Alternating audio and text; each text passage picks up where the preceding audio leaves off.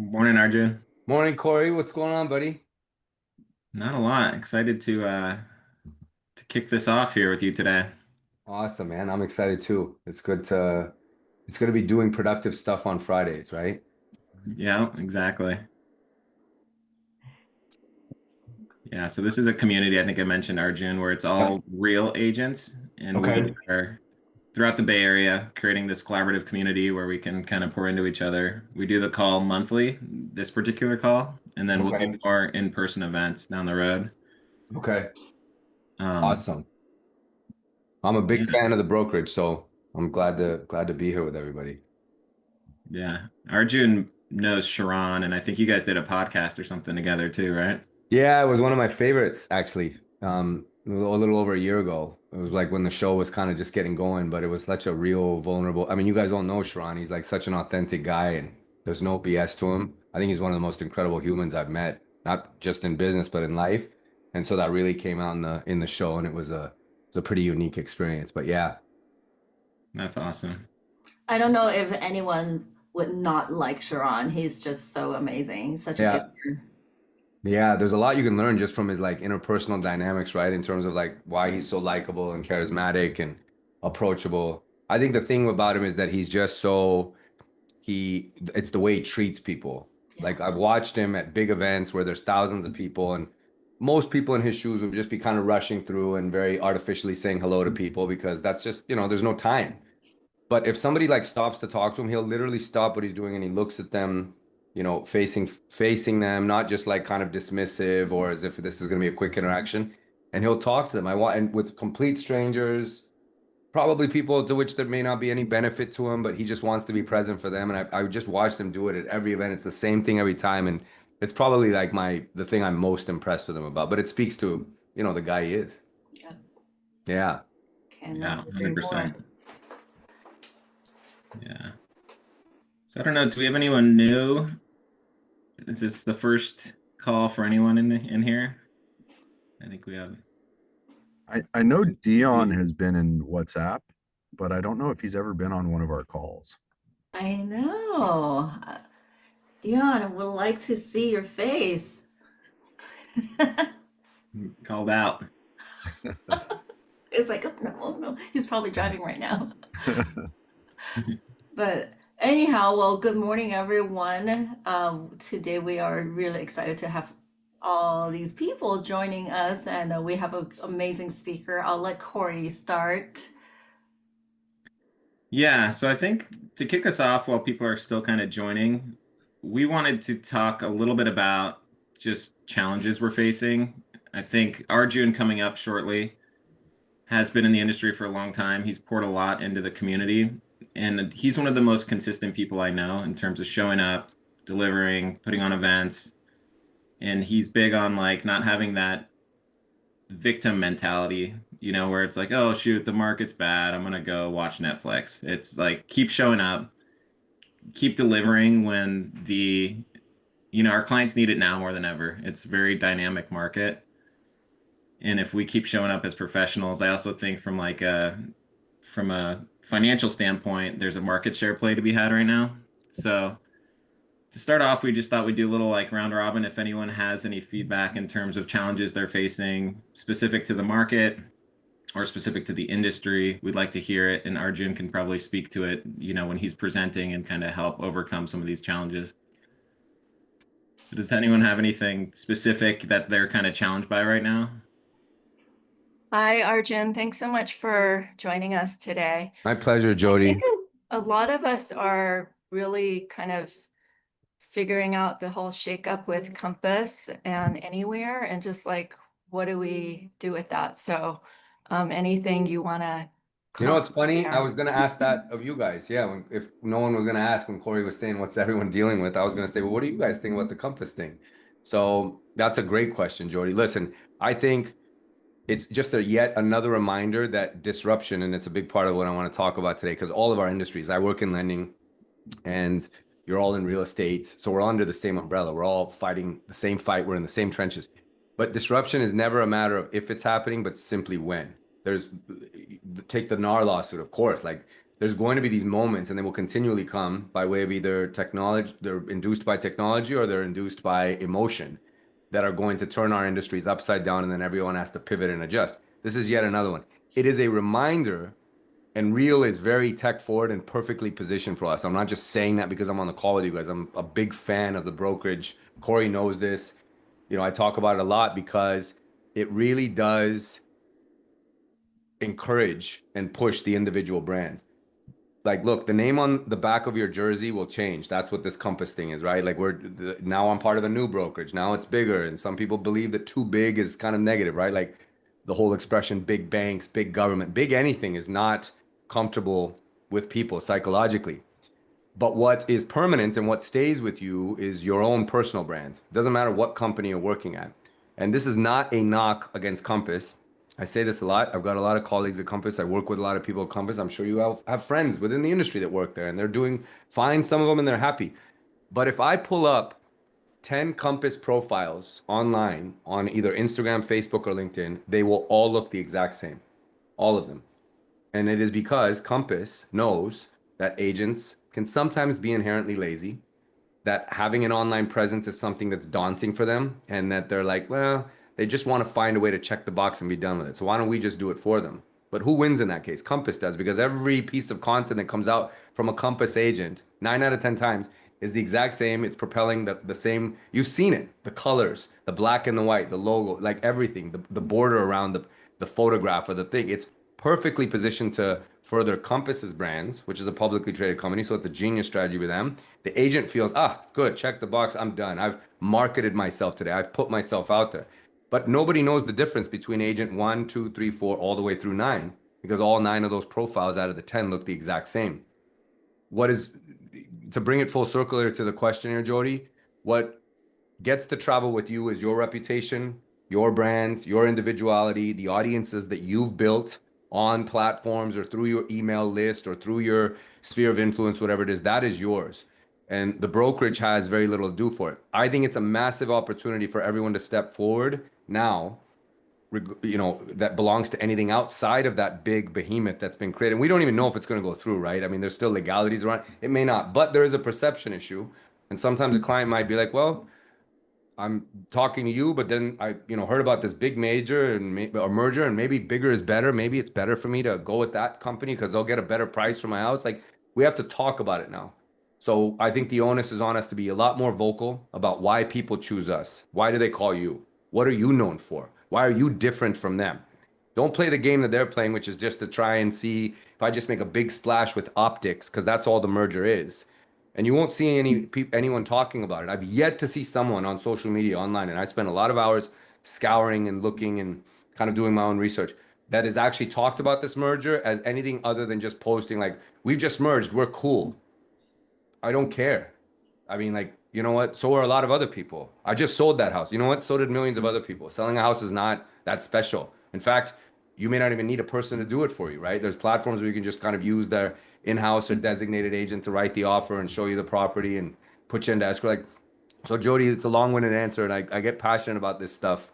I just am such a huge proponent because I work for a private bank. I don't work for Chase, Wells Fargo, Bank of America. I never will. No disrespect to any of those banks, but it's very limiting, and it would cut off all imaginative options for me in terms of how to put myself out there. I would be a one-trick pony wearing an oversized suit and having just good interest rates to pitch. That's it, right? But I have a lot more to bring to the table, just like you do. So I talk about what makes me different. I talk about what I bring to the market, how I solve problems uniquely, why it's going to be more expensive for you to not work with me than it will be to work with me. I'm always planting these seeds because that's what's going to be able to stick with me regardless of what bank or entity or company I work for. So I just want everyone, if anything, and this is a great place for us to start. Maybe it should have been a shorter answer, or maybe I'm just off and running now, Corey, and I can take it. But I just feel it's a massive opportunity for everyone to really carve out individually where your footprint is in the market and throw gas on that fire. Why is Jody different? What does Jody bring to the table? Why does someone call you? And why should they call you over that company? Don't be afraid to like talk. You're not being disrespectful, but you have to draw a line in the sand and be a little bit bold now. And that's what this is a rally cry for. So I hope everyone is kind of seeing it as that opportunity. I love that. Thank you so much. No, my pleasure. I'm in the same boat. Like I said, I work, in a private space. not part of a corporate publicly traded company or behemoth with billions of dollars, but I just know that a personal brand is the best way to neutralize the playing field and create, a lot more parity. So yeah, I could be going up against Wells Fargo or Bank of America competitively, but what can I do that they can't do? What strengths can I play? How am I different? And that's what we do. I can't agree with you more. I think that's what I love about Real is that we have real agents, but we also have personal brands in terms of like different teams, and everyone has their own niche. And as just an example for us, Halen, we, most of the I would say most of the brokerages out there back then when I used to interview, they were like, oh, you got to pick either residential or commercial, or you got to pick like certain farms only. I mean, it is a very successful formula for a lot of other agents, but it just didn't resonate with me. So I decided that, you know what, I'm going to build my own company. I want my own culture, and I want to be able to do both residential and commercial. A lot of people disagreed with me, but I stuck with it. And now we have agents who believe in like, hey, we're going to help our clients to build their portfolio starting from single family residence or even the condo, and then start to build up their portfolio all the way to multifamily and commercial properties in the future. So I think you're absolutely right. Like some of these big companies, it's just their branding, but it doesn't talk about who you are as an It's agent. transactional. Yeah, Helen, it's too Helen, transactional. I just listened to you, Helen, and you clearly, very clearly told me how you're different. You are someone that is literally doing financial and wealth management by using real estate to power it up. That's what you're doing. You're not a transactional real estate. Like if you just need, I tell people, if you need a mortgage, you don't need me. Just go online. They're like credit cards. You can apply for them now and use an AI generated. You don't need a mortgage. What you need is sound guidance and strategy and understanding that this is a debt instrument that can be used when it's unlocked responsibly to create a lot of wealth. Okay, that's very different, right? Helen, same thing, what you just said. Whether you're starting off with a condo or you're looking to like build a portfolio that includes commercial property as well, like you're looking at building generational wealth. I know that gets said a lot, but it's not really being like no one follows through on it with some integrity. Like if you just say this, that is right there very different. I'm thinking, wow, she actually is impacting us financially, or her company, her group. Like everyone wants to be wealthier. Everyone wants to have more financial security. Everyone wants to build something big and create a legacy. Oh, we can do it through real estate. Why wouldn't I work with Helen over opposed to just a big company that can just sell me a house or a condo? It made it sound like you have read my website. That's so funny. You We know what? talk about No, generational wealth as well. I'll tell you, Helen, look, it was great how you said it. And everyone, I think there's a great lesson in there just to be like very clear on what it is that you do. And that was, I mean, as I was listening, it was just very clear, what she's built. Roland, what's up, man? What's up, Arjun? How you doing? How's fatherhood, brother? You getting any It's sleep or not really? it's getting a little bit better day by day. Okay, just that means it's about to get worse. So Yeah, exactly. you're always one good day away from a crazy day. So yeah, don't rest. But yeah, man, I love seeing the photos and I love the kettlebell workout with the baby in the Thank you, man. I appreciate it. yeah, awesome. Big fan. Yeah, Um, Roland is one of the best with doing a job to like stand out from the sea of sameness. There's no shortage of real estate agents out there in the world, so No, Rowan's one of the best examples I know in the whole country of it. But I'll tell you guys this just to thank Corey for bringing me in to get to talk to you because I love building community. I have been in the mortgage space. So I'll just give you a quick bio on me for about 24 years, almost 25, which basically means I'm nuts. And I at some point I should have come over and crossed over into your guys' space and become a real estate agent, but I didn't, and now it's just too late. But I was pretty much ready to like leave this industry about 7 or 8 years ago. And what saved it is going all in on having an online brand, a personal brand, and doing it by, powered through content via social media.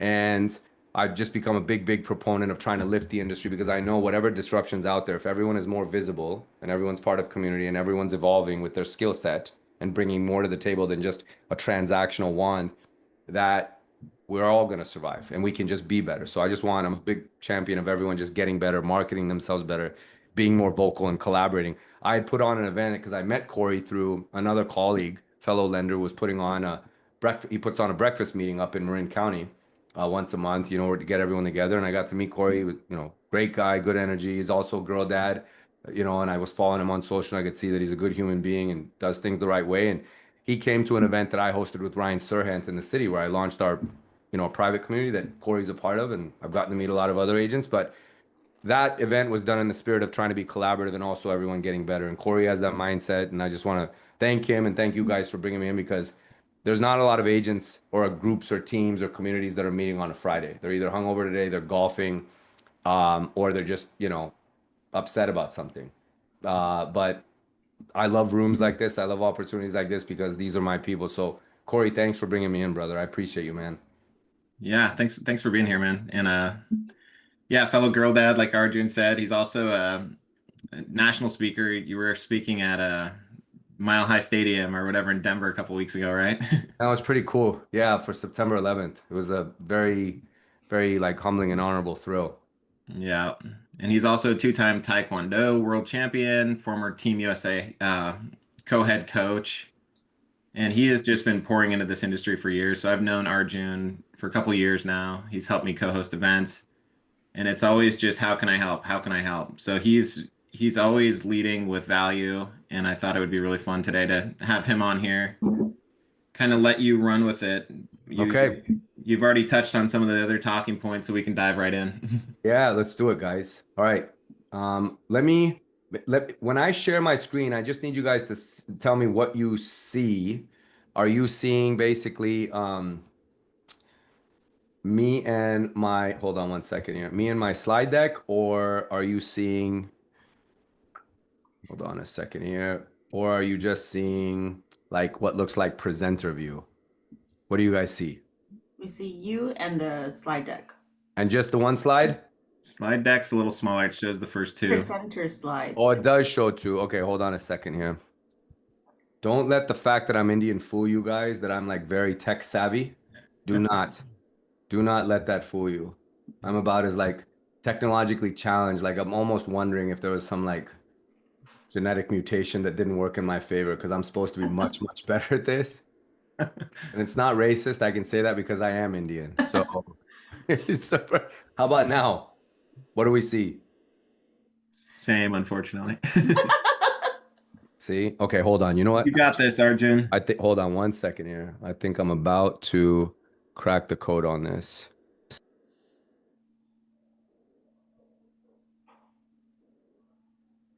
There's this camera. So I've got like 3 cameras in here. Otherwise, I'm just going to. I mean, if not, we can still make do with the slides the way they were. Yeah, I don't know, guys. I need to get somebody else in here, but I'll let me just share this and content only. We'll try this. Desktop. Okay, even if it's still in presenter view, it's okay. Yeah, that works. That's better. Okay. All right, that's better. All right, so you guys can at least see it. So guys, that's my QR code. If we're not connected, please, make sure we're connected. I'm happy to help and collaborate or connect with anybody anytime.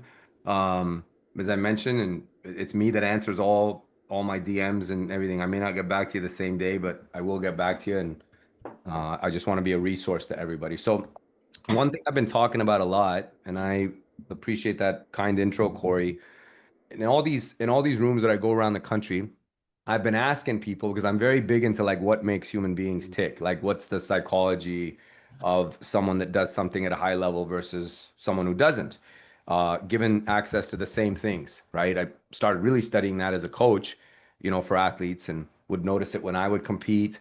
But why is it that, let's just use real, because everyone on here is with real. Why is it, given access to, if you're working with people in the same market, given access to the same interest rates, the same inventory channels, the same resources, the same technology, the same president, the same Fed chairman, the same everything, why is it that somebody does better than somebody else at a company?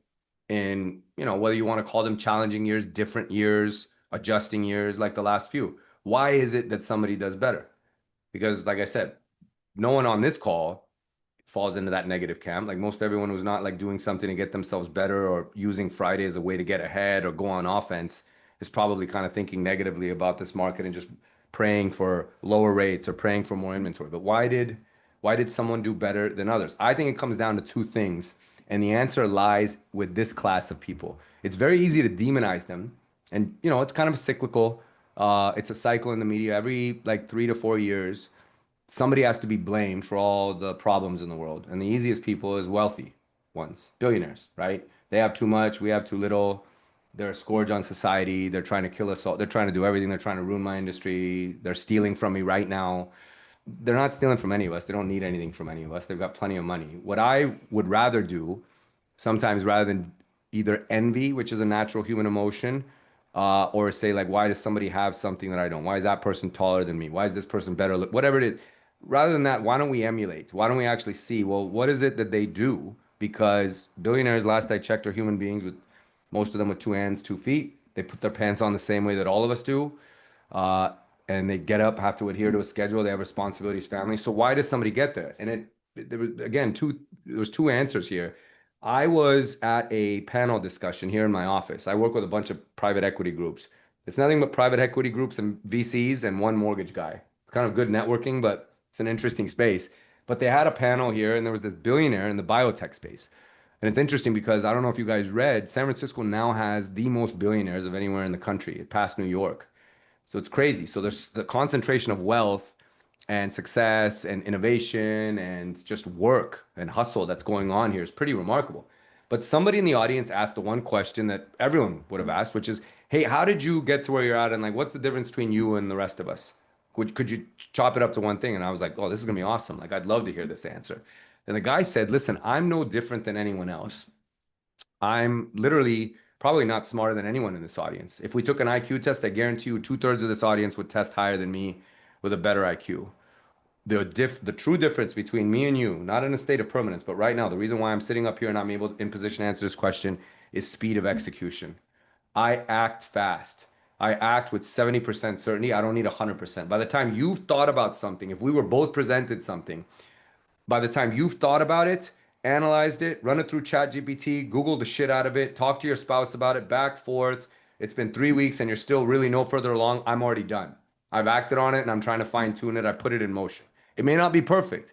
And I thought, you know what? That makes a lot of sense because how many of us have either had some opportunity to do something, maybe it was an overhaul of the website, maybe it's building out that team or whatever. We haven't acted on it because we were waiting for 100% certainty. And we all know, guys, right? There's no such thing. You're never going to get there. If you're waiting for 100, it'll never happen. And one of my very first guests that I had on my podcast had this great, great quote. And I thought it applied, and I've actually got it on a post-it note on my desk. I've got a lot of post-it notes here with my faulty tech.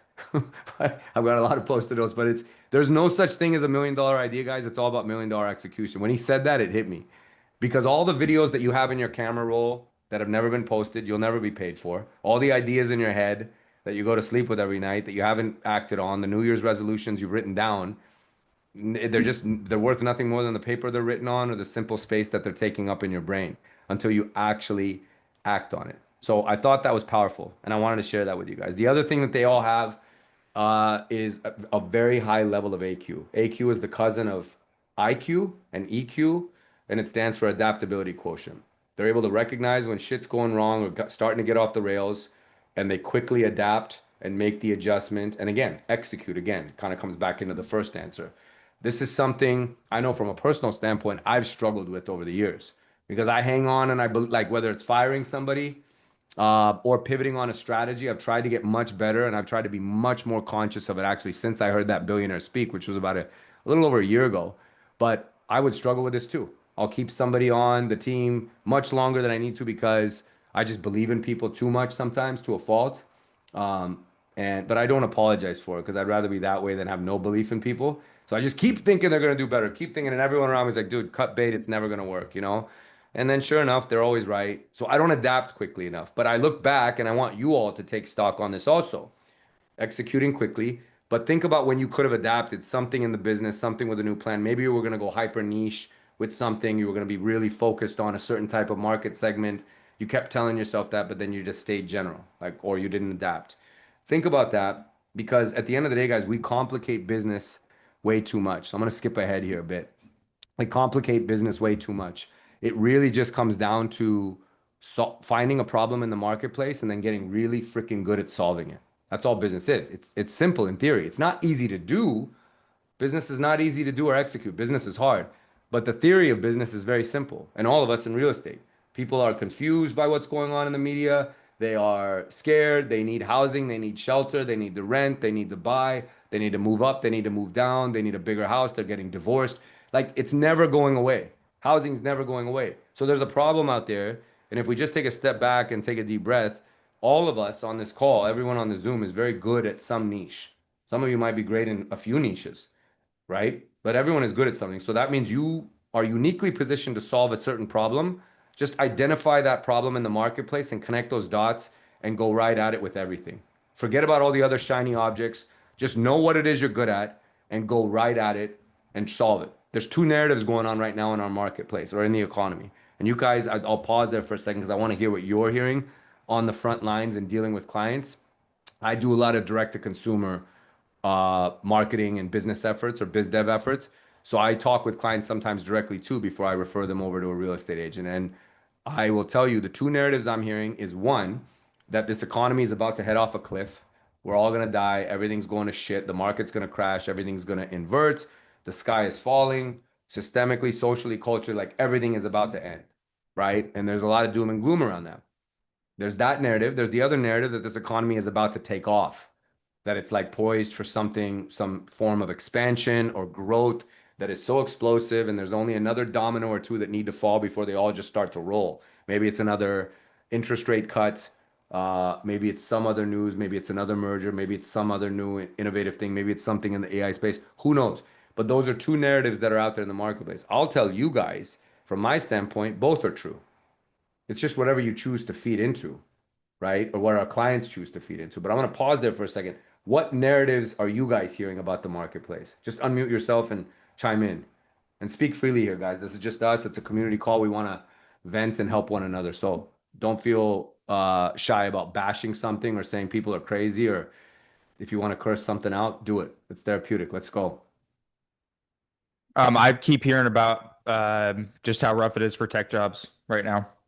Like Yes. layoffs, Roland? Layoffs, and then especially in like upper executive roles, really hard for them to find jobs. So they're getting laid off and then finding like new work within the space is not easy at all. Yeah. Okay. I'd say that's a valid narrative for sure. Interesting to hear. Because one would think on the outside that tech and capital markets are so expansive and fluid now because there's so much stuff flying around to be easy to get a job. So to hear that is very, very interesting. That's great. Thank you, Roland, for that. Who else, guys? We have clients who started to ask about like the H-1B visa fees. And Yeah. since we have so many foreigners here working, and so they're wondering if that's going to affect the market. Okay. All right. Anybody else? That's great, Helen. Thank you for that. Good to hear. What other narratives, guys? Could be good, bad, positive. Is it more in alignment with? I mean, I'm keeping it simple because I'm just putting it into two camps, you know. And there's some, of course, there's some gray area, but I feel that in terms of the fringes, they're either all in on one of those narratives I shared with you, or they're all in on another one. Well, I honestly, I think like a lot of our clients right now, they know that interest rates are coming down, so they are preparing that the market's going to be a lot more active next year. So I do feel like we have more and more buyers coming out onto the market. Okay. Nope. And I agree with you, Helen. As interest rates continue to move, and they were moving well in advance of that Fed rate cut, you know, mortgage rates. In fact, they actually went up that day. But for 3 weeks, they were trending lower and lower because mortgage rates move in real time. And sometimes that's something we have to clarify for people, you know, because they think, well, I'm going to do this once this happens. What I use for everyone, and you guys can take this, please feel free to steal it when it comes to how we disseminate information. And I'm giving you two article clips here that I want to tell you about how we can present the opportunity, because wherever the narrative is, whatever people choose to believe is what will actually be their truth. But if we support things and either demystify, declutter, clarify, translate, explain what the opportunity is or why there's a window here in any news cycle, then we're going to project optimism, we're going to project opportunity, we're going to project light, which is what we all need to do in this industry. That's not manipulation. That's just seeing it. There's always opportunity in every market cycle, especially in housing, no matter what's going on, right? So I'll tell you this. These two clips came out, and I wanted to give you examples of them. One was actually, they were both in August, just as in like a couple months ago. And This one that came out on CNBC, I immediately went. If you follow me on Instagram, I immediately posted a video about it. I did it with my daughter, who's 6 years old, and I just threw her in the video, and we talked about this article. I had this like back and forth with her about it. That housing to remain the weakest part of the economy, falling 8% in the second half. Goldman says this is a CNBC article, and it's citing the biggest investment bank in the world, Goldman. Like, what client is going to read this and not feel scared that the sky is falling, right? They see this like, oh shit, I can't listen to Helen. Helen's talking about building wealth. This seems like the opposite of wealth. This seems like a recipe for going bankrupt, getting divorced, or draining our savings. Like, I don't want to buy anything. I'm going to sit this out. So I knew, and we all know that none of us believe that housing can crash. The supply and demand metrics are just too inverted. Like and then somehow if they were to go opposite is the only way that could happen, and it's just not mathematically possible. So I explained, yes, we are in a transaction gridlock by some standards, but housing is still happening. People are still buying shelter. They're still getting married, having children, getting divorced, getting hired, losing their jobs, having tough times, as Rowan said, finding a new job in tech, whatever it is, but they're going to keep moving. And I also talked about how every dollar that's attached to a real estate transaction has such a impactful ripple effect. A real estate transaction is listed, or a house is listed. There's a buyer's agent and a seller's agent. The home is sold. A mortgage was provided. A mortgage company or a mortgage bank made money. A mortgage originator made money. They spend their money. The real estate agents, we all know they love to spend money. They spent their money, right? Their broker was given a split. That money goes back into it. Now, movers were hired, right? People moved. Services were rendered, like general contractors, subcontractors, work was being done, landscapers, utilities were signed up for. Netflix is paid for as a new subscription. And title companies were paid, title insurance, and then homeowners insurance, which you all know is not cheap. That was paid for because it's mandatory. Like, there's so much impact that a single real estate transaction dollar has. It's more than any other asset class. So I explained why this article has to be turned upside down and is bullshit. I said the truth of this article is that we're in a transactional like grind right now. There's fewer transactions. But what it's not telling you is that housing is actually extremely powerful for every one transaction that happens and the ripple effect and the jobs it creates. You guys see what I did with that there? I just presented the opportunity and talking about it. But it's our job to do it, because if we leave it up to these credible news sources, Goldman Sachs, the biggest investment bank in the world, and CNBC, a very credible financial outlet, then we have ourselves to blame when all these clients are confused and scared, and we have to do all this therapy with them for hours before we can get them to go out and look at a home. Are you guys with me on this? The second one, they're the contentious July jobs report, right? And this was before the rate cut. It confirms that the economy is slowing. Okay, economies get hot and they get cold. This is not reason for panic, but here's what this article did mean. And I explained that to people. This basically all but assures that there's going to be an interest rate cut. Now, that interest rate cut has no impact on mortgage rates. I need to be clear about that too, but it does impact credit card rates, auto loan rates, personal loan rates, student loan rates. It's going to hurt savers because CD rates and savings rates comes down with that. But it's also a perception thing, and it projects confidence, but it also allows banks to, move money around, companies can invest. So this is a negative headline when you read it, but what the opportunity is that it all but guarantees there's going to be a rate cut, because that's what the Fed's job is. When the economy starts to slow, they've got to turn that faucet on by injecting more money into the system or cutting rates. When the economy runs too hot, they tighten the faucet and pull money out of the system because we're spending way too much money too fast, and that's what the definition of inflation is. So just explaining it to people, guys, right? Because we don't have a market problem, we just have a perspective issue. That's it. There's only a perspective problem out there, not a market problem. Our clients think there's a market problem. It's just their perspective. So again, taking articles, you'll never run out of things to talk about if you just look at what's going on in the media and then just clarifying it. Because all of it's bad. All of it's negative. All they want to do is just shit on the market and say that this is terrible, right? But we can't really sit silent, because silence is not going to work. For me, guys, like I said, it was about 7-8 years ago. I'd been completely commoditized. I was literally worth nothing more than the rate sheets I had and the donuts that I would bring to open houses. Like, that's all I was worth at 16, 17 years of being in this industry. And it was one of the worst feelings when I actually realized it, that this is how the market views me. I'm completely commoditized. So I had to do something different, and I went all in on creating content because I knew if I was more visible, I'd have more opportunities. So I started talking more, getting myself out there more, using things that could help me scale visibility. And social media to this day, and Corey knows this well, and I'm sure there's other agents that maybe I don't know you as well. Roland knows this very well. Visibility is everything. If you're visible, you'll always have opportunities. You'll always have a shot. You can neutralize any market cycle. So for me, it was about creating visibility, which would lead to more business. And you guys have heard me, many of you have heard me give the vodka analogy. I talk about how best known beats best, but I'll tell it to you guys real quick because I'm meeting some of you for the first time. Anyone who doesn't believe that visibility is key, just think about vodka and that best known beats best. You don't have to be the best at what you do. You just have to be the best known. If I ask everyone on this call right now through a secret survey or a ballot on your phone, type in for me what's the best vodka in the world, whether you drink vodka or not. What do you perceive to be the best vodka? 90% of this group would say it's Grey Goose. They would say it's Grey Goose. Grey Goose is actually not the best vodka in the world. It's actually, by most vodka standards, shit vodka. It's fourth best, at best. Okay, Belvedere's number one, Kettle One's number two. I think Tito's is now at number three in a lot of surveys. And Grey Goose is number four. Why is Grey Goose, though, from 90% of you, going to be listed or thought of as the best? Why? Just someone unmute yourself and tell me. Packaging.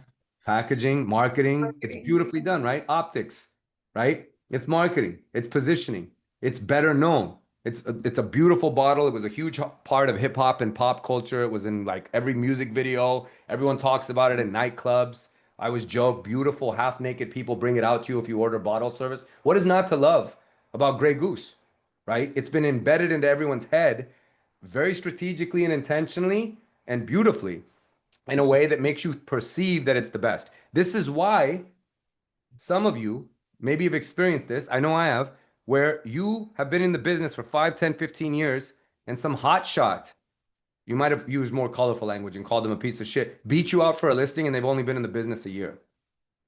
Does anyone, I saw a few heads nod. Like we've all had it. Like you lose and you're like, how did that happen? I'm so experienced. I'm so good at what I do. I'm an expert. I've helped this family generationally. And now they're going to go with this new kid, or they're going to go with this guy who's been in the business a year because they liked his flashy this or that. It's best known beats best. And it'll keep happening. It's why David beats Goliath. It's why the upset happens in sports. Like the one who's better prepared, the one who's better known can sometimes seize the moment. So I'll tell you this too. If you're really good at what you do and you're very visible, you're unbeatable. That's like the ultimate combination. So if you're really, really good at what you do, but you're not as visible, raise that visibility. You put those two together, you've got a dynamic combo or a bulletproof vest that you're literally operating through this market with. You can take anything. But even if you're not good, like someone like you're not as experienced or you don't have as much cachet in the business or gravitas or success, if you're better known, you'll always give yourself more opportunities. Let's talk about the state of the market. We talked about the state of the narratives, but I want to talk about the state of the market because Corey, is everyone in here kind of like spread out throughout the Bay? And is there anyone outside California on this call? Yeah, it's all Bay Area here. Okay. All right. Well, we all know, guys, there's no national real estate market. There's very specific 630 micro markets across the country, right? So when we look at things generally, we can't say that what's happening in San Francisco is the same as what's happening in Humboldt County or what's happening maybe in Contra Costa County, right? Like it's all different. But from all the markets that are represented here, Santa Clara, in the Valley, let's talk about the state of the market, like what's actually happening, whether it's in a word, like it's a word like there's confusion, we're gridlocked, it's chaotic, it's amazing, or maybe it's a quick sentence. Just unmute yourselves and just chime in. Like I want to hear how different and dynamic it is. What's the state of the market? I've been using the word dynamic quite a bit. Yeah. Dynamic in what sense, Corey? Expand on that for a quick sec. It seems different segments are moving fast and other ones are slow. And my observation in Marin is like really nicely prepped homes are still selling really quick. And then there's a lot of scraps out there. So homes with challenges are sitting and during price reductions and lots of days on market. So it's kind of Does anyone have a different state in their market than what Corey just explained? Because I'm sure there is. I would say tight, like sellers margins. Some of them can be like really tight right now. Buyers Okay. budgets are very tight, with what they're looking at. That's Is fear driving any of that, Roland? yeah. Okay. Yeah. I had a client, the other day because this home was on the market for like 23 days. They're like, well, when it's our turn to sell, is this going to be a challenging home like to sell? Mhm. So like a little bit of fear there, I would say was just like the first thing that came to my mind. Okay. Anyone else? Let's take one more. One other state, market state. I hear people talking about a tale of two markets. So that kind of speaks to what Corey was saying, where it's Mm-hmm. hot homes versus, but I think it's also like two different buyer sets because those that, there are those that are doing really well and then kind of a lot of other people, the rest of the market. So Okay. And now I want to ask you guys in follow-up to this, with those three things that what Jody mentioned, what Roland mentioned, what Corey mentioned, with everyone, is everyone talking about this stuff? We're talking about it here, but are you talking about this outside of here? Are you putting this out there in the way of email? Are you having it in the conversations you have? Is it in your content? Is it plastered somewhere, taped up somewhere? Is it on like literally like coming out through a megaphone? Is everyone doing that? Because if we're not doing it, then again, we're doing a massive, massive disservice. Like the state of the market needs to be talked about. And we need to clarify for people that what's happening in Oakland is not the same as what's happening, say, in Sausalito. Like we can't be generalists. The world doesn't favor generalists anymore, right? It favors specialists. That's why individual brands work well. That's why people who are niche, when we market to everyone, we connect with no one. We got to be very, very specific. So the state of the market needs to be talked about a lot more, guys. And we can't just like sit back because if you don't exert your relevance, you'll get pushed to a place of irrelevance. I'm gonna switch gears here for a bit and talk about the major problem that I see that we're all facing right now. Okay, we talked about disruption, we talked a little bit about the compass thing, but there's like a bigger problem, and it's been happening now for like it's already happened, and some of you are well aware of this. Some of you might have skimmed over it, but I want to just make it known, and then we'll pause here to kind of have a little bit more of a discussion. Okay, does everyone recognize what that is? If you're a TV fan, you'll know right away. What is that? Just unmute yourself. Game of Thrones. That's yeah, greatest show of all time, right? Except for the final season, which was absolute garbage, and I'm like still so scarred from it. Like there's been no bigger letdown or disappointment in life than what they did to that final season. But I shouldn't talk about that because that's not what today's about. You can tell I'm pretty jaded by it. That is the wall, right? Does everyone know Game of Thrones? Kinda? Yes? No? Does anyone here like dumbest thing ever? Like, why are you even talking about this, Arjun? I promise there's a point. Well, for those of you that followed the show, and if you didn't, there's this wall that separated basically like what was very like evil and dark that was coming, and then there was society that was on the other side of this wall. And someone went over this wall and found out about it, and then came back and told everybody that like, dude, we're all like up shit creek here unless we do something about it because they're gonna wipe us out, right? They're like he was basically coming back and telling everyone a disruption. Does everyone know who this guy is? This is who's on the other side of the wall. Does anyone know who this face is? This is Varun Krishna. This is the CEO of rocket companies. Not many people know him by face or name, but they know rocket companies, right? And you guys remember these headlines? That rocket company bought Redfin, right? And then they also bought Mr. Cooper. Now, this is literally the iceberg ahead moment for the Titanic. Like everyone in our industry needs to be very acutely aware of this because it's already happened. I mean, this merger happened in March. It went official, I think, just a month ago. But the news of it hit and it's already been in motion and it's going to impact us all. We will all lose and take some bullets in the way of losing some clients. I've lost a few clients already that we know through our database where we found out because of what they're doing. And here's what's actually being created, right? I'm going to just kind of stop share here, guys, and come back to you. Here's what's actually being shared here with this, right? Varun Krishna is recognized, and I would encourage everyone just Google his name or on YouTube, and you'll see his CNBC interview. He's very clear about this, almost like, and he's an entrepreneur. He's doing what he feels he needs to do, right? Which is disrupt the market. He sees dissatisfaction and he sees an opportunity. He knows that 2.5 to 3 million people every single day go to Zillow and Redfin because they're obsessed with real estate. He knows that number, and there's immense power in that number. And he's thought, well, just like Zillow did this only partially. What can we do to keep people on this platform? They're already obsessed with real estate, what it is you guys do for a living. They're obsessed with it. Doesn't mean that they're active buyers, but what can we do to kind of pique this curiosity a little bit more and harness it and keep people here, right? This is what gave rise to Zillow leads because they would capture the lead and some of this data and then sell it back to you, right? At a ripoff, we all know. And then you would call me as a lender and say, would you like to split my Zillow lead cost with me? You know, don't laugh. So some of you have actually done that, and you've done it, and then some lender falls for it, and it really gets us nowhere. But they figured out that model. But this guy in buying Redfin knows, what if some of these 2.5 to 3 million people could curiously look at real estate and we could keep them right here and say, you know what? Here's a way. And Zillow's done this again, guys, a little bit, but not as well as these guys are about to do it or are doing it now. What if we could show you a little calculator and you can kind of toy with a payment on what it might take to actually get this place? Just push, enter in a few bits. Oh, wow. Okay. This is really interesting. You know what? If you click on just two things and you give us 2 or 3 more bits of information, we can actually pre-approve you for this house. It'll take seconds. Really? That easy? Like, I don't have to talk to Arjun and give all these stacks of paperwork and all this stuff of what is considered a nightmare, including all our ancestors' landing papers at Plymouth Rock to prove that we actually exist. Like, okay, then we can actually, if you click on one other button, we can fully underwrite you for this house. Super easy. Oh, you heard about that NAR lawsuit? Don't worry. We can set up a showing for you. You don't have to talk to an agent that's going to systematically harass you. You liked the house? Do you want to write an offer on it? We can just actually set that up for you right here through the platform. We also have our own in-house title and escrow company. Like, this is all going to be done.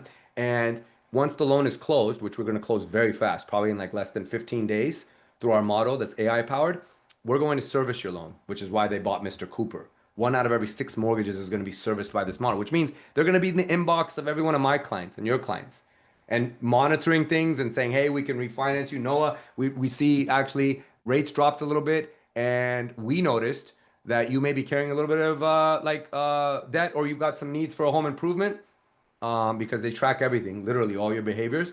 Would you be interested in us like pulling out some equity for you doing this? Or you know what, rates drop, we can drop your payment. Like, who is not going to love that? Let's just be honest. Like, he's calling it because he thinks of a real estate transaction or a lifetime transaction of creating wealth through real estate. He calls it a gigantic whale, so he refers to it as tip to tail. A tip to tail experience of walking somebody all the way through this entire process and not leaving the site. It's very, very powerful, and it is absolutely a threat. It is not to be dismissed. Like, there's no effing around here, guys. Like, this is what's actually coming and happening. So what is going to be the counteraction to disruption? We've talked about it a little bit, but like, what do you think that model will never replace? Going back to your own personal strengths, like, just feel free to unmute and just talk. Like, what can that model not? It's going to be pretty cool. Let's be honest. It is cool, but what is it not going to be able to like fully do or replace? As someone who has spent some time at Redfin as an agent, I can very much appreciate what you're laying out there. And I think the potential miss is the human connection and consultation. 100%. 100%. There's no replacing that. There's whatever happens with AI, guys, and I know they're saying that AI is going to develop a lot more like emotional acuity and be able to like actually be your friend, maybe even be your spouse, and maybe there's some appeal in that for some people. I don't know. I find it a little strange, but maybe that's where we're going. But human connection when it comes to a transaction that we all know is the most impactful on a family's trajectory. We all know this and believe it. The human connection is not replaced. How about also your network, your connections, how entrenched you are in this market, your book of subcontractors. Like, I have contacts that are going to help you get this fix and flip done. You're not going to have to Google the shit out of it and go do this blind. Like, I bring all this to the table, right? This is always going to be the counterpunch to that stuff. So again, and this, I know I've been saying it basically a few times, but in a few different ways here, and I wanted to do it through way of this like iceberg ahead moment. We have to talk about what makes us unique and different, because that model is going to be cool and appealing, and this is the new hot person at school that's going to take some attention up. It's already happening. But the way we have to counteract this is play up our strengths and be very, very visible and vocal about it and talking about what this thing cannot be. There's always a way to draw contrast by saying, that's cool, but here's what it isn't. Or that's cool, and here's what I do, right? Not saying this is bad and then not offering something else up to it. There needs to be a comma in there, and you need to offer, well, why should I give you a look? That is cool.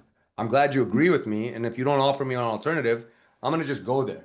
So, I have a question. yes. Um, I think that model, they've been talking about that model for a while, and now it's, progressed with AI. And I think I agree, that the human connection is powerful, but also just being in the business, every transaction, you learn something new, you tweak your knowledge. And I couldn't imagine buying a home. I mean, yeah, that would be simple, but nothing about the process from tip to tail is simple. It's not just the contractors in the book of vendors that we can provide them, but it's the resources to answer those specific crazy questions, being if it's a question about easements, or it's a question about some title issue, or it's a question about, fire hardening, or you can't just click a button and have all those questions answers. What about all those, you know, papers and pages of disclosures? What do they mean? Would somebody really click a button and just say, I accept all this? And Yeah, I that's think I just think it's a ways off. People want simple solutions, but everybody I know, um, and working with PhDs, doctors, super brilliant tech people and lawyers, it's amazing that, and understandably, they don't understand the nuances of a real estate transaction. That's all I wanted to say. No, it's a great point, Dana, and you're right, and that's a piece of content right there. That's something to be visible. What you just said, literally taking all that and putting that into a newsletter. That's thought leadership. That you should be talking about that and writing about it on LinkedIn. Here's what I see coming, but here's what I also see. And I have a question, and pose this as something that's going to get some engagement and spark conversation and debate, healthy debate, right? Not violent debate, but healthy debate. And I like this is what needs to be talked about because people need to understand. There are people, look, in our space, it happens all the time. Someone who knows exactly how, like, they're very financially savvy, they know what they want, they've structured enough mortgage deals, they don't need to talk to anyone. They're on a lot of these online platforms going fast through it because they don't need to talk to anybody about it. And that's going to be there, and that will expand because financial literacy is actually expanding in this country. It's not at an accelerated clip because people have access to more. They're on YouTube videos. They're learning more. They're expanding. They're learning off social media. They're taking more courses. And this is not happening by way of college. It's happening by way of kind of like these applications and third party informants. But people are expanding in the space, and some in real estate will do it. I mean, they're banking on this and they're doing it. And this is a multi-billion-dollar company that's done its research. Like they know there's something there. But I agree with Dana entirely. And I think that is, again, the opportunity of like saying, like, how can any of that be replaced? More real estate transactions in the Bay Area are some of the most unique in the country. Let's just be honest, guys, they're effing crazy. Some of this stuff is effing crazy. It makes no sense. There's no AI model, there's no robotic channel, there's nothing that is going to simplify that. Perhaps, in other markets, that are a little bit more straightforward and linear. Yes, I can see that model, and there's going to be appeal with that, and some people might just do it, and great, kudos to them. But for complex situations, it's going to require real, intuitive, and experienced humans to be able to guide through this and translate and decipher and cut through this clutter. And what happens when some property court comes up and the whole computer stops, because of an illegal in-law unit or something there, or a squatter that's been in there for 80 years and is like the guy that they've been searching for on Dateline. How do we deal with that? And that happens here in the Bay Area because this is the most unique, crazy place in the world. And I emphasize crazy. So, like, Dana's exactly right, and that's what the contrast that needs to be drawn. So I'm gonna get off that box here for a minute, guys. I think you guys get the point of what I'm like really harping on here. I'm just imploring everyone to get more vocal, go on offense, don't sit back. This disruption, all of it that's happening, that will continue to happen, is a massive, massive opportunity to draw a line in the sand and say, here's why I'm different, and here's why you should give a shit. Because you give a shit, so they'll give a shit, right? But we got to speak up. I'm gonna pause there for a second. Let's do some questions or thoughts, feedback. If you think everything I said is garbage, you can say that too. I'm not gonna get offended. Arjun, I haven't, yeah, this is my first time meeting you, and you're so inspiring and fun. And Thanks, Jody. I would love to hear more about that fork in the road where you were thinking of leaving the industry 7 or 8 years ago, and what changed. I think, look, I don't think I know I joke about this in mortgage, and I don't know, you guys can tell me in real estate. I don't think anyone truly belongs to the mortgage industry unless they contemplate quitting at least once a week. There's something wrong with them. Is that the same for real estate? Maybe it's once a month. You're like, Yep. why the hell do I do this? Why do I take this systematic abuse? Like, I'm smarter than this. There's got to be a better way. Like my wife hears it all the time. It was like 2 days ago. It was earlier this week, Monday or Tuesday. I was done again. Like I was ready to throw it at like, why do I continually do this? There's got to be something better for me.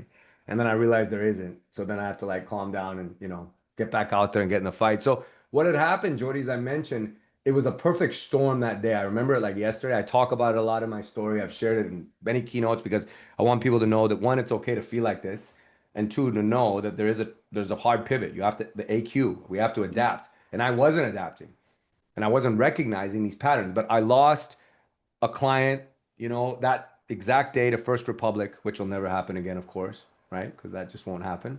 I lost a client there. I got yelled at by some agents about some other deal. My team wasn't working very well, and I got stood up for a meeting for coffee, in at Cafe Flore. It's in the Castro. I was meeting this agent there. He'd only been in the business 2 years. I'd been in 16, right? You would think there'd be some respect for me, but there wasn't.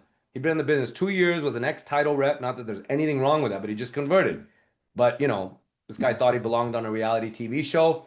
I got there early, okay, which is also unusual for an Indian, which is to arrive early or be on time. I got there early and I texted him and said, I'm here. What can I order you? Right? And he just like the way you cancel an Uber driver, where you just cancel it and you pay the $5 fee, except I didn't get the $5. He just dismissed me and says, I'm not gonna make it.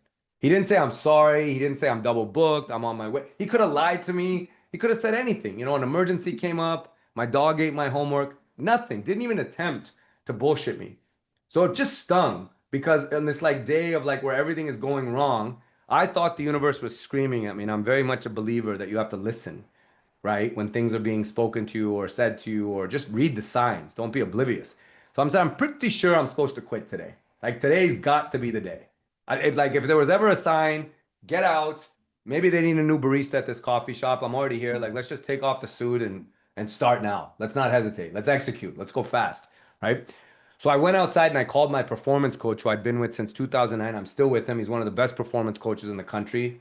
Corey knows him. He does a lot of work within our community, the LFG Society. And he works with real estate and mortgage professionals around the country. His name's Kai McBride. I said, Kai, I'm pretty sure it's time for me to go. Like, I'm sick of it. I used a lot of colorful language. I was pretty animated. I must have looked nuts on the sidewalk that day on my phone, and people were walking by. I was just really, really frustrated. He says, look, man, I know you're good at what you do, and you know you're good at what you do, and maybe the last few people you helped, but does anyone else? Does anybody else know that you're good at what you do? And I stopped and I was like, no. He said, if I Google you, what am I going to find? And I thought to myself, aside from my martial arts career, nothing. And he says, I don't know what the answer is, but you're going to have to change that. And so I kind of took a deep breath. I'm like, okay, there's an answer potentially. He's on to something. I went inside. I had the coffee by myself. I just took the time out. I didn't have much more work left to do that day. And then I said, okay, let me think on this a little bit. I was already doing a little bit on social media, but probably in the ways that like most everyone does. It was to just keep in touch with college buddies, friends, quasi date through there, or stalk your ex. That's it. That's what everyone does on there. And I thought, okay, maybe there's an opportunity here because social is a way that I could create visibility. Because I looked at it, and all of us need to do this from time to time as business owners. We forget, we get transactional, we stop operating like business owners, which is look at the data, get under the hood, let's analyze this thing. Let's get in there and tweak this thing. What is going on? Where is business coming from? Who do I compete against and who am I losing to right now? At that time, I was losing to big banks, right, left, and center, because this is a big bank dominated market. San Francisco is, right? In markets where I grew up and came from, Reno, Nevada, more suburban style markets, the big bank is actually the first to be excluded. No one trusts the big bank. They want to work with somebody hyper local and personal, like more boutique style. That doesn't translate over here. So I said, okay, that doesn't seem to be working. There's a trust gap. People feel that maybe I'm like too small, like in my power and scope or ability to reach this market. So let's figure out what their strengths are, what mine are, and how can I differentiate. And I knew everyone I'm losing to has zero presence on social media or visibility online, and they're not allowed to even have a speck of it because they're so restricted. It's not allowed, right? There's red tape. It's a major bureaucracy. So I said, okay, I can outdo all these guys and create way more visibility. And if I'm the most visible commodity in my market, Not everyone has to work with me because none of us can control who ultimately works with us. At the end of the day, we like to think that, but we don't have full control over it. We all know you've lost the deal right at the last second for something silly. But if everyone knows who I am, which I have 100% control over, then I'll have enough opportunities, enough conversations, and business will be fine. I can control this. So let me focus on that. And it took me a long time to figure it out. I'm still figuring it out. I'm a work in progress with this. It's never over. And I'll share one story with you guys about how I did this all wrong for the first 2 years. I paid the dummy tax, so I want you to save the money as well. But that's when I decided, Jordy, and I went all in on it. I went to a Gary Vee conference that same year. Gary Vaynerchuk, one of the best like authorities on marketing in the world. My brother and I went to a Gary Vee event in Miami. And it was interesting. It was called Agent 2021. The year was 2019, right? But it was called Agent 2021, which is so Gary Vee because he just makes you think and then you go out of curiosity because he just throws a curveball at you. And it was the auto industry there, the mortgage industry, the real estate industry, and insurance. So it's kind of a hodgepodge, some relation, but why are auto people here? And somebody raised their hand during the opening keynote and said, Gary, how come these four industries? Because it was actually limited to those four. They said it very clearly. He says it's all simple. It's because you're all effed. He said the actual word. And then everyone was silent. He goes, if you don't do something, the internet's going to destroy all of you. And everyone listened. And I was like, okay, I'm in. Like, what is it? He talked about visibility. He talked about the power of a brand. He talked about talking about what it is that you do, being out there, solving people's problems, being more vocal, being louder, stepping up. And so I went all in on it. Now, to elaborate this on this, Jody, and kind of land the plane here because you asked about the story and what that moment was like and why I went on. And it saved my career. I wouldn't be talking to you here. I would have actually probably become a barista, right? Since I have no tech skills, as I mentioned, as an Indian. So barista would have been it for me. But it saved my career. And it's opened up more doors, opportunities. Corey's someone I consider a really good friend. We only know each other because of that decision and deciding to be online and connecting. It's opened up so much and it continues to. Huge, huge opportunities for collaboration and growth. The mistake I made the first 2 years I was doing this, and I was spending a lot of money creating content, hiring big crews of people. Now it's so much more simplified, right? You don't even need anyone. You just use your phone. The best cameras in the world are on these devices we hold. I was only talking about things that I felt comfortable talking about, or that made me feel smart, or that I thought the audience wanted to hear about, and it wasn't connecting. It was raising visibility. So I'd go to all my provisor meetings and all my BNI meetings and networking happy hours, and people were like, I see you everywhere, man. I can't open up a device without seeing your face. I'm sick of it. People would say that. I'm like, good, it's working.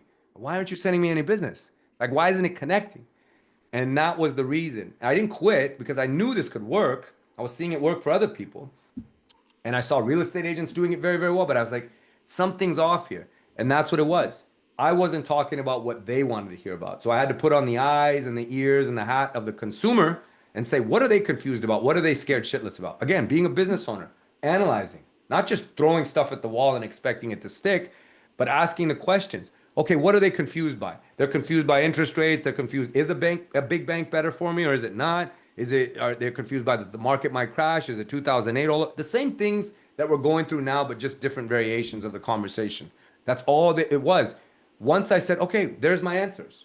I have this funny expression that if people come to your restaurant wanting hamburgers, don't serve them burritos. Give them the hamburgers. They asked for it. Even if your burrito is world class, don't give them that. They told you what they wanted, so just give it to them. So for all of us, whether it's through your email newsletter, stuff that your conversations you're having, listen. What do they actually want to hear about? And I guarantee you there's more that want to hear more about it, and just talk about that. You don't have to be coming up with multi-billion-dollar ideas and racking your brain for creative thought. Look at the news and just literally take all that negativity and talk about the opportunity, or go directly to people and find out what it is they're confused by. There's a great resource I use, guys. I'll give it to you here. You can write it down. It's called answerthepublic.com. Answerthepublic.com. It's owned by Neil Patel, who's the leading authority on SEO. This guy's like one of the smartest guys in the world. Originally, I think from the Bay Area, but now he lives in Vegas. Neil Patel was hired by Google and Facebook to teach them SEO. That's how smart this guy is. He's the other Indian. He got all the genes. I didn't get those genes. Like, this guy's a genius, off the charts, right? But that website is where I go for almost all my ideas, because if you type in something, East Bay real estate, California, Jody, it's going to tell you everything that is being searched in relation to that East Bay topic and the degree of intensity at which it's being searched. There's your answers. Those are your hamburgers that they want, right? They're literally telling you what it is that's being searched. Just speak to that, because clearly the internet's on fire for that topic or these 6 topics. So try it out. It's a great resource, guys, and it'll help you out in your marketing, your newsletter content, everything. Was that a helpful answer, Jody? Super helpful. Love I that. realize I so just went off much. completely off the rails, which I have a tendency to do, if you know me. But as long as I got you most of what you needed there, then I think we accomplished it. Love it. Thank you. Okay, great. Other questions, guys? Anything I can help with, please? I just thought what you said is so resonating with probably most of us, and who are afraid to admit at some point in our career that we just want to quit because we feel like we're not respected. We feel like we're not being heard. We feel like we keep hitting these obstacles. Even our clients that we try to help, they may not appreciate at the time. So I always say there's no one real estate transaction is like 100% smooth. There's always going to be some challenges.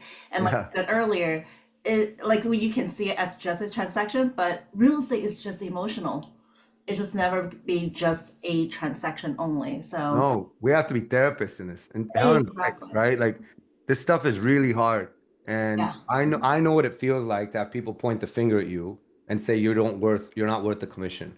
You're not worth those. That's what Dodd-Frank was about, right? Like after the market crash, and rightfully so, right? Things were unhinged, right? I lived through that and worked through it, having been in the business a long time. But it got turned upside down, and we were to blame for all of it. Everyone that's in the actual banking side of things or on the brokerage side of things. And I know with the NAR lawsuit, I think there is no like cap on value to a very good real estate advisor.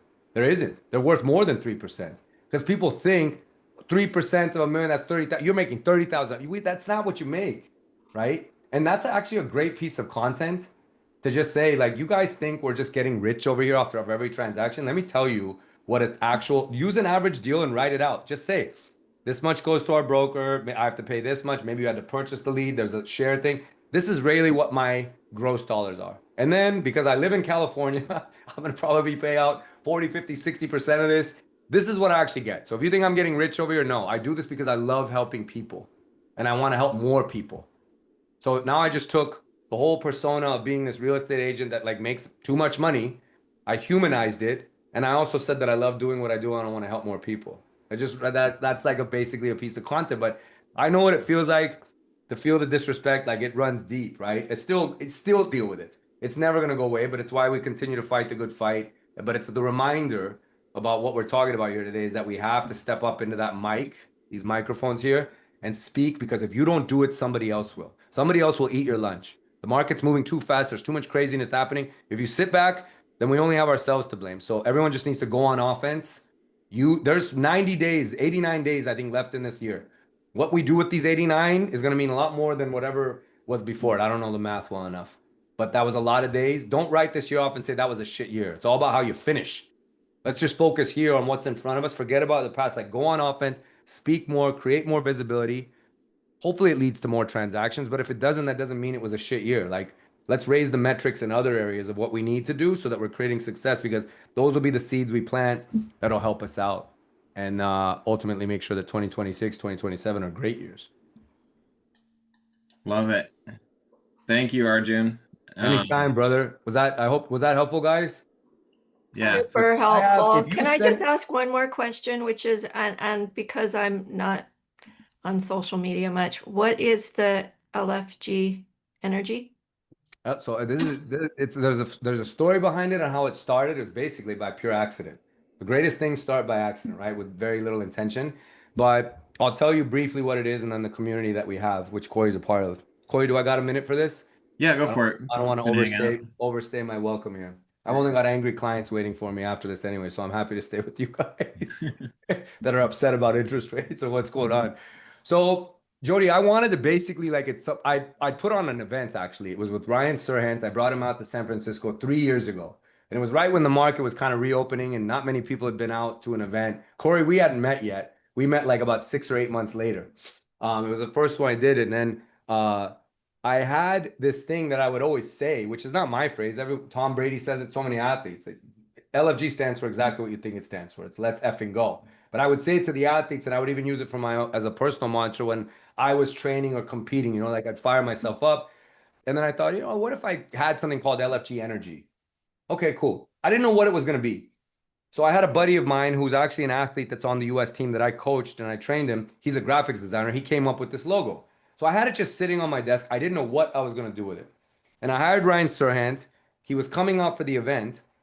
And about a month before the event, I've already launched it. I've been selling tickets. I've been advertising for it. Everyone's excited that the biggest real estate brand in the world is coming to San Francisco. It was going to be a fun evening event with a cocktail hour and, kind of, I called it a glorified wedding reception. And people were, I mean, everyone was all in. I get a call from his team saying, hey, we just realized there's a problem and it's going to null and void the contract, that you are a mortgage guy. I said, yeah, duh. Of course. Like, how is this like news now? He says, well, Ryan has a very exclusive thing with Chase Bank, an agreement with them. He can't be seen publicly doing anything that is like marketing or promotion alongside another mortgage or financial entity.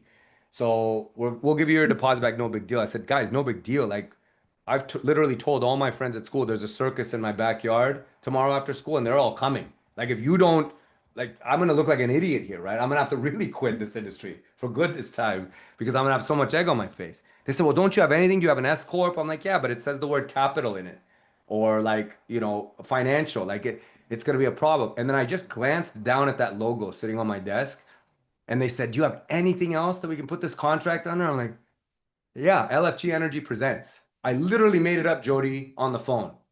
LFG Energy Presents. And they're like, what's that stand for? I told them, they're like, perfect. That's great. That's awesome. We'll just do the contract in that. I said, great, awesome. They said, oh, that's cool. Like, what is it? I go, it's an event hosting entity. Like, we host events through it. LFG Energy Presents. Ryan Serhant is coming to San Francisco. That's what the event was called. Serhant and SF. I thought, okay. And then he said, awesome. Has it been around for a while? Has it done some things? I'm like, oh yeah, it's done some stuff. And hung up the phone. I called everyone. I was like, I need to like do something. We need to take this thing. We got to we need a file. We need to actually build something out of this. I need a website. Like, again, like, I've written the check. I need to make sure it clears now. I got to scramble to get some funds in the bank. So LFG was born out of that. There's LFG Energy Presents, which hosts any event that I throw on. I throw the Better Human Project, which is focused on all of us being better people. It's every February. There's always a business-facing event, and then I do private masterminding. We started the Society, which is what this is, and that's what Corey's part of. That's our online community of people, and we meet once a month and hear from Olympians and amazing thought leaders, authors. In fact, yesterday we had a call, and we had the most decorated Olympian in the sport of Taekwondo. He was our speaker. It was awesome. I have a podcast called the LFG Energy Podcast. And then we have a media company called LFG Studios, which helps agents and lenders with their editing for their videos, because I know that that's a problem and nobody knows has video, like someone they can trust. So we're just about to roll that out. I'll share it with you, Corey, if it'll help anyone in the group for helping edit their videos that they shoot on their phone, Yeah. so that we remove that barrier. But Jody, again, another long-winded answer, but that's what LFG is, and that's how it all started. Thank Kind you of so much. kind Wonderful. of crazy. Yeah, it's crazy, but it's here. I had to turn it into something. Still Yeah, trying. reach out to Arjun or myself if you want information on that. We could his Instagram handle is actually his screen name there too, so check him out if you're not already. Guys, I'll happy to send you guys if you send me a DM and I'll email it to you. I've got a couple of guides I give sometimes on evolving into like being an actual real estate advisor, like what areas we all need to get sharper at because it applies to mortgage too. Happy to send that to you. It's just a little PDF. So if you just send me a DM and say, hey, could you send me that guide? I'll email it to you. And anything I can do to help, just reach out. I love to collaborate. Send me a DM. We can bounce ideas. And Corey, thanks for bringing me in, brother. It was great to see you and meet everyone here as part of this group.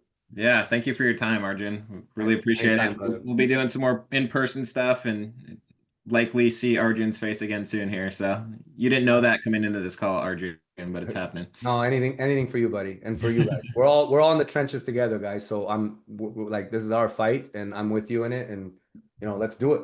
Let's effing go. I love it. We'll end on that note. So have a great Friday, everyone. We will see you soon. Bye, guys. Happy Friday.